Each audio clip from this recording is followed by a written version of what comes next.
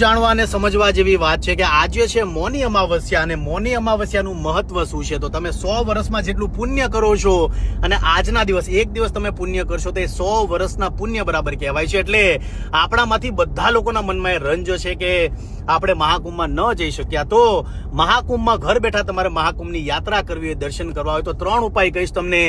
3 ઉપાય આજના દિવસે રાતના 12 સુધીમાં ચોક્કસપણે કરી લેજો. પહેલું છે બ્રાહ્મણોને દાન દક્ષિણા